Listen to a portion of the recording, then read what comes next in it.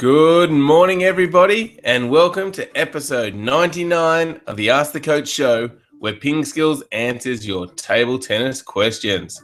Today, we compare Koji Matcha Shooter to Jusu Hook to see who's the best chopper. We talk about the chop block, the flared versus straight handles, and the finishing position for the forehand counter hit. As always, Super Coach Alois Rosario is here with me to answer your questions. Welcome, Alois. Morning, Jeffrey, and how are you this morning? Yes, I'm very good. Thanks, Alois. As you can see, I'm trying my microphone a little bit closer to my mouth today. So again, let us know. We had a bit of indifferent feedback. Some people said, yeah, much clearer. And some people said couldn't tell the difference. So we're just trying something a little different here with the microphone, and we'll see what people's thoughts are. I reckon if you get it up a little bit higher again, Jeff, it might sort of cover your face. Might be even better. That's much better like that, you reckon? Much better. Much better. Okay, I'll do the show like this. Oh, dear. Alois, the German Open has just started. Yeah, so they're just playing qualification events at the moment. Interesting tournament, and the men's especially. So we got Ma Long and Zhang Jike both playing. So probably just using this as a lead up into the Worlds. And of course, the German Open has to feature Timo Boll. So Boll back playing. He'll be back on the world rankings after this. So he's seeded number 8 in the event and comes up against Ma Long in the quarterfinals if they both reach there. So that'll be a tough and interesting matchup. Of course, Boll playing with Ma Long in the World Doubles Championships in a few weeks' time. So will be good to see. Yes, indeed. And I notice Boll is enjoys the German Open, and I think he's the record holder for the most wins. Yeah, that's right. He's won the event 4 times.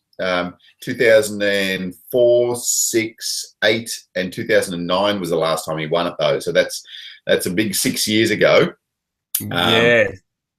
And I think the last 2 times he's actually played it, he's lost to Ovtcharov 4-2. So, Ovtcharov sort of taking over the mantle of the best German, especially at the German Open. There'd be a lot of bragging rights at the German Open between the 2 German players. So, yeah, Ovtcharov's won in both 2012 and 2013 against him, both 4-2 results. So, yeah, interesting. But will just be interesting.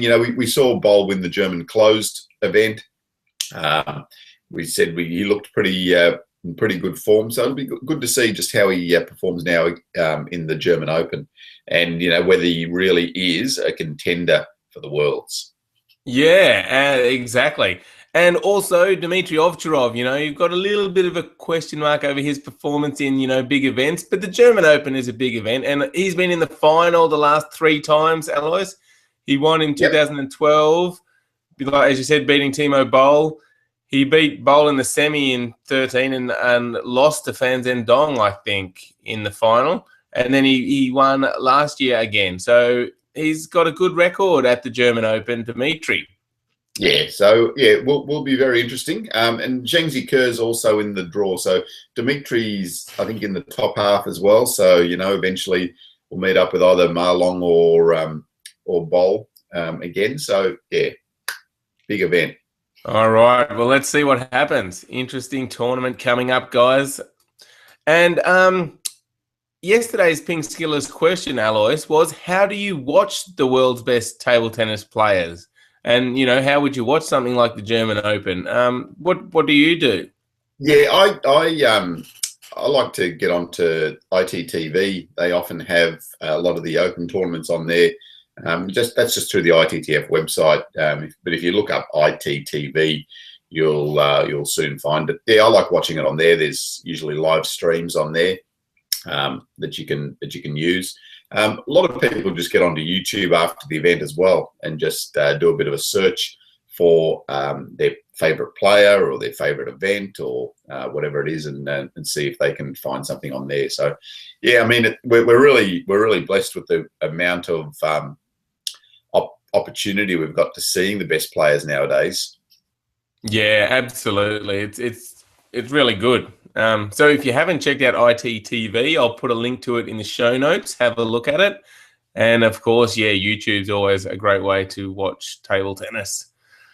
Okay, Alois, that moves us on to the PingSkills question of today, which is, what has been your favorite question in our 99 shows so far? So jump on and leave a comment to let us know what your favorite question has been. Yeah, so there'll be a bit of trawling through the 99 blogs, but yeah, get on there, just have a bit of a squiz through and just walk down memory lane. Indeed, yes. All right. Antonio asked us, Alois, who is better in defense, or who's the better defender, Koji Matsushita or Ju Si-hook? Oh, for me, Ju Si-hook. Ju Si-hook is just, I mean, it's just a little bit more dynamic, I suppose, with his attack, especially. I mean, they're both good defenders. I mean, Matsushita is probably just he's maybe better at just being able to retrieve the ball, but Ju Si-hook is so explosive with his forehand that I think that just puts him ahead. And I think, I mean, world rankings wise, he's definitely had the better of the two. Yes, interesting. Always interesting to compare players, and good to get your thoughts on those two. And hopefully you enjoyed that answer, Antonio. Next question is from Georgetta, who says, how to execute, if any, a block cut with the backhand. I know how to do a block cut with the running forehand, but I've never managed to do the same thing with the backhand. By the way, I don't know if this is the correct name for the hit. Yeah, so I think what Georgetta's talking about is like a chop block. So if someone's attacking to you, normally you'd block the ball, but sometimes you can just chop down on the ball like that. Very difficult stroke with inverted rubber. You see it used a lot with the long pimple rubber. So it's a little bit easier to absorb the speed and the spin when you're using the long pimple. So if someone attacks, instead of blocking straight forward like that, you block down on the ball. So it's very vertical stroke, because you don't need any forward momentum because there's enough forward momentum from the topspin or the stroke that your opponent's played, and then you just come straight down on the ball, so dropping your wrist. Try to have quite a relaxed hand as well. If your hand's tight, the bat will be a little bit too firm and the ball will go too far. So you've really got to just have a very soft and relaxed hand so that you can absorb the speed and the spin of the ball. So as I said, usually best with long pimples. Can be done with inverted rubber. You know, the great Waldy was a master of it, but a very difficult stroke. So really think about, probably just think about blocking the ball first, and then you can experiment a little bit with the chop block. Yeah, indeed. I think that's good advice, Alois. A bit of experimentation is always fun, but yeah, you got to really make sure you have those basics first.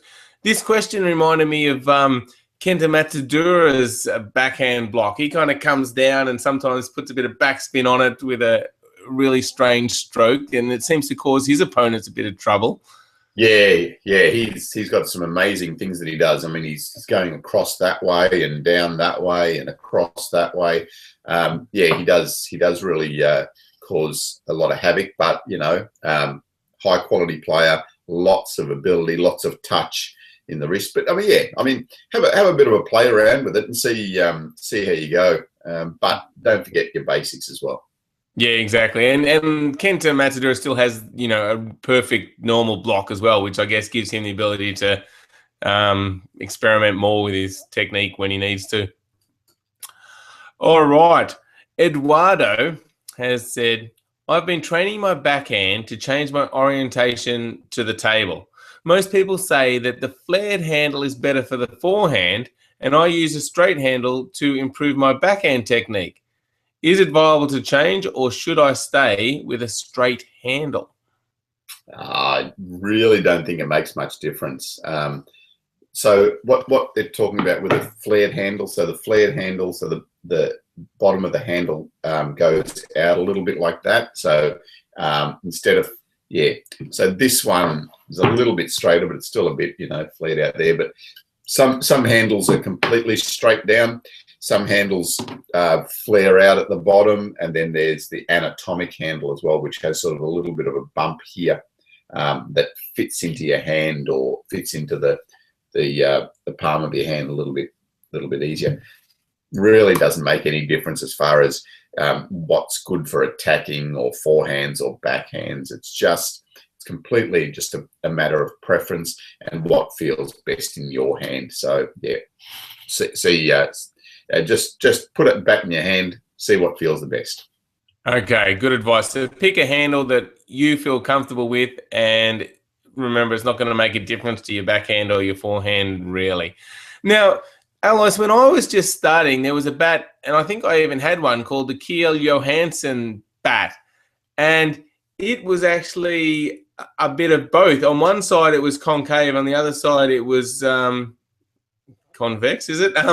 So the handle was shaped out like that. So you could only really hold the bat one way. You couldn't switch it around because it was really uncomfortable the other way. Do you ever remember a bat like that? Vaguely, the Shell Johansson. I remember the old Shell Johansson bats were just really conical down the handle. But I do remember a bat, something like that, that was, that could only fit one way in your hand. But you had one, huh? I had one, yeah, and I never knew that's how you pronounced his name. But thanks for clearing that up. Only the tough kids had bats like that. Indeed. All right, so hopefully that's helped you out, Eduardo. Just stick with whatever's comfortable. All right, now Georges has said, my coach told me that I was finishing too high. I got a bit confused since I'd been doing just what I'd seen in your video. So I decided to keep on finishing high at my eyebrow. The coach kept saying, finish lower. What should I do? Yeah, so it's an interesting one. So the coach, so Georges was sort of finishing here, like we sort of recommend with the forehand. The coach was getting him to finish a little bit lower down there. It doesn't make too much of a difference, but I think once you start to finish too low here with your with one stroke, and then the other stroke, like the top spin, you're finishing higher, you're changing a little bit too much. So I think as long as you're going along the same path, it's all right. But it doesn't really make a big difference. Just see what is comfortable for you. One really critical thing that is, don't go past this middle line down your body. So don't go out past there, because that is going to throw you off balance and mean a little bit slower recovery as well. So make sure you're finishing here. We recommend going to this point here, because then it just becomes an extension of your stroke. So for your counter hit, you're here. For your top spin, it's a little bit longer and bigger stroke. So yeah, that's why we recommend that. And it also gives you a very clear and precise finishing point that especially when you're learning where your bat's finishing. So it's just easy to learn. So then your bat isn't finishing in all sorts of different positions as you're going through. Yeah, excellent. That makes a lot of sense, and hopefully that's cleared up our thoughts on that for you, George. Great. All right. David Levy has jumped on. Thank you for asking a question using the Google Q&A app, David. He said, what bat do you suggest for an intermediate player who has a powerful forehand topspin and quite a lot of spin? Yeah, so there's no one particular bat or, bat or rubber. The thing to look for is that you're not getting a bat that's too fast. So something that's in the all-round type category, all-round or offensive minus, which is a little bit slower than the offensive bats. And then the rubber is a really critical thing, So something like a Mark V rubber, something maybe a little bit faster. that will give you a little bit more speed. So intermediate's sort of a pretty wide term. Really depends on your own skill level and your own experience with it. So I mean, we recommend the PingSkills touches, obviously, you know, because we just know that that's a reasonable bat to use. But there are a lot of bats out there as well, just as long as it's something in the all-round type category, so not too fast, not too slow, and then thinking about the rubber, something like a Mark V rubber, or the other one we recommend, you know, is the Raxa 7. But again, there's literally hundreds of rubbers out there that you can use as well.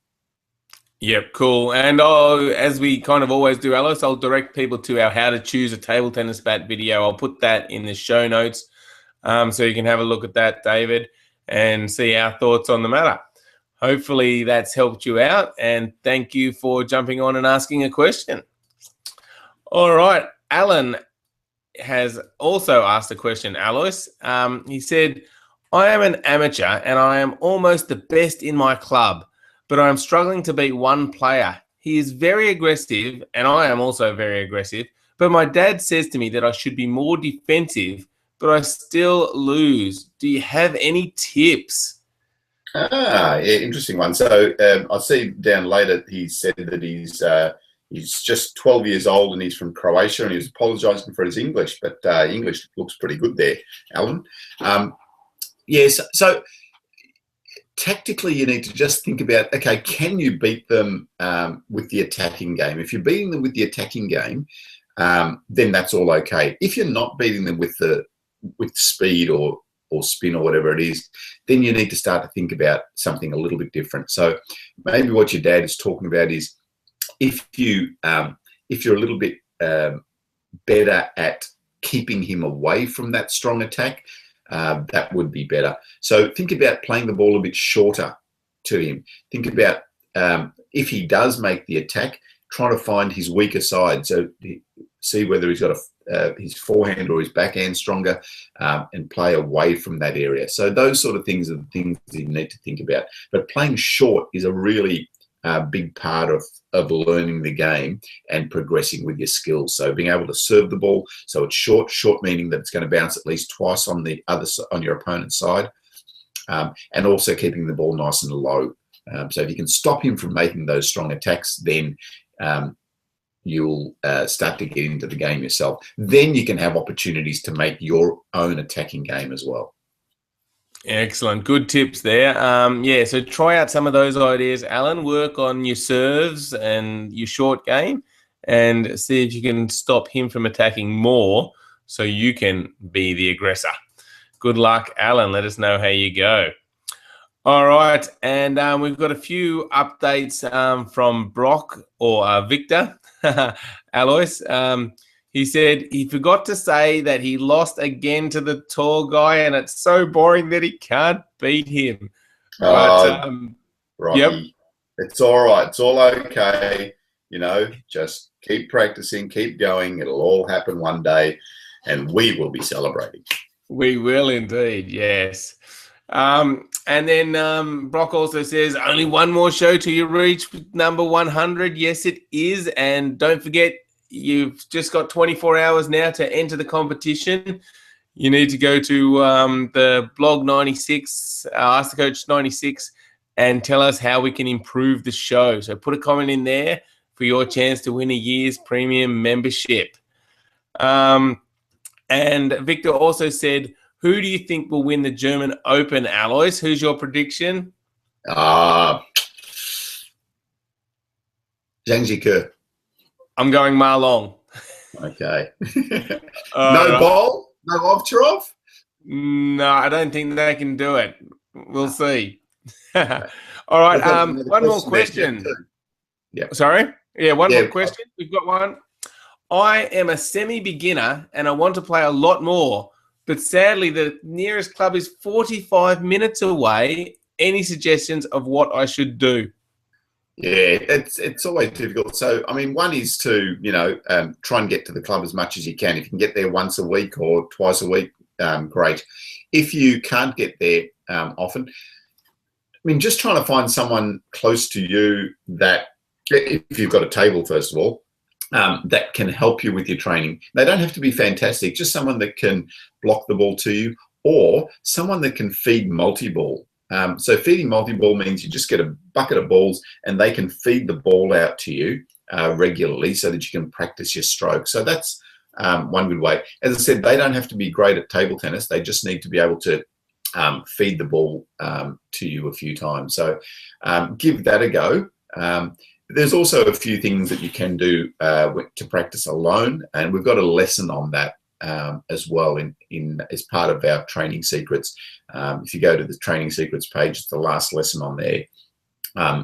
So yeah, there's some good tips there on practicing alone. Just using any table, using walls to get the ball back to you as well. So yeah, give that a go. But if you can get to the club, like even if you can get to the club once a week, that'd be really good. Indeed. All right. Hopefully that helps you out. David's asked another question, Alois. He says, I use the tomahawk serve, but I'm looking for a variety of serves. What do you recommend? Yeah, experiment, Dave. So tomahawk serve, try the reverse tomahawk serve. So hitting the ball with the other side of the racket. So instead of doing that, do that.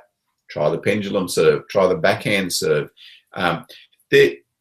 Serving is all about just experimenting to start off with. Find something that you can that works for you. Recently we're talking about the reverse backhand serve. So it's just a matter of finding something that you feel comfortable with and something that you have a little bit of a knack of doing. So experiment with all those serves. See which one that you like. Yep, good advice again, Alois. Alrighty, well that wraps up show 99, everyone. Make sure you tune in for show 100 tomorrow. And in the meantime, visit pingskills.com, sign up for our free newsletter, and check out all the great videos we have there. So thanks, everyone, for watching and listening. And thank you, Alois. Okay, no worries. Thanks, Jeff. And yeah, have a great day, PingSkillers. See you for the big 100 tomorrow morning. Indeed. Bye, everyone. Oh, and if you've got any thoughts about whether the microphone's any clearer for me, let me know. Do we need to get one for Alois, or is he just perfectly clear anyway? All right, thanks, everyone, and catch you tomorrow.